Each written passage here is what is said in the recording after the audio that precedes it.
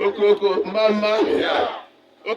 mama Organifu mama Divine Boys Club mama Divine Strong Pillars Ihe la pilo no osi ike ihe anyị nwụta n'okpuru so anyị eme ọnwa ọsịsọ ndị arịọtụ ka bishọp President General Ndakolo ka ọ bịa present this club to the second position. Akolo mama Organifu mama Divine Boys mama look better than ball all you have and then my parents he's up for that sure but some good for that our capacity PG Chief Goke Kanu Chukwukankam can present this cup to the second position. Garunde Organifu age grade. Organifu mama.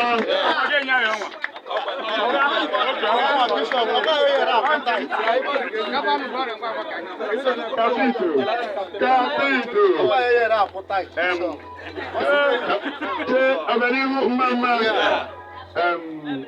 Unu rock the say music. Unu rock anything but so. Kapuno so you know. Yes.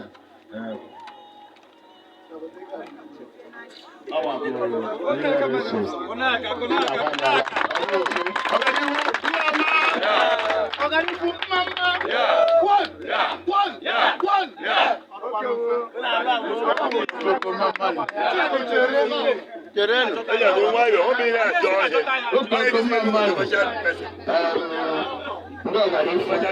Everyone may organize this year. And no one may have continuous exercise. Every year, this year we want 50,000 naira. 50,000 for labor second and 100,000 for labor first. Boja ye man, celebrate Chineke. Boy, you make about talk. Third position. First position. Third.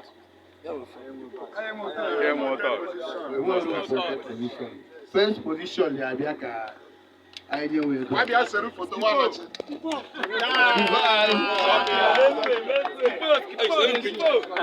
Captain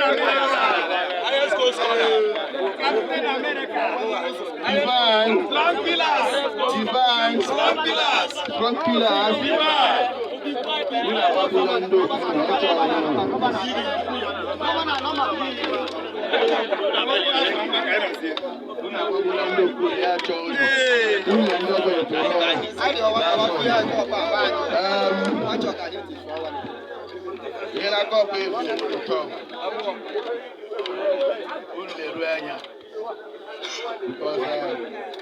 Among body need to be on because competition and next year are no tough. This year. What about you? I have a strong feeling. So, wait, I'm covering this thing. Okay, Leluru. Please watch me to the one tomorrow, Rabola, because I am an ambulance silver. I see anyone ready to worship Jesus. Me, yeah, from the general. Ndị isi ala Mike oke lori onye kwanu na-eburu n'oge abelado Ochikaribe Okoko mama last Sunday made this competition organized for Kaninu age grade. Ndị officials, they have done a wonderful job.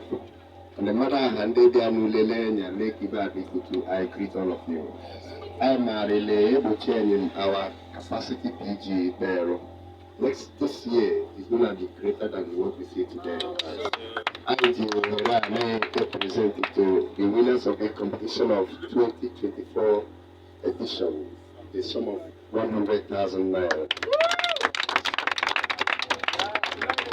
Okay, mama. Yeah. Divine, mama. Yeah. Divine. Strong pillars. Divine. Okoko mama. Today divide here, money was under Coco 10% one. Capacity president. Money was under Coco 10% one. Abe, Because somebody I soon have a body in there. So Coco mama. Oh, no blame, no Coco, no Coco percent one. 10% of 100,000 is 10,000. I know. I can't do no Coco now. I did not know what I would do. Mama, nobody will go by enough for you. 10%.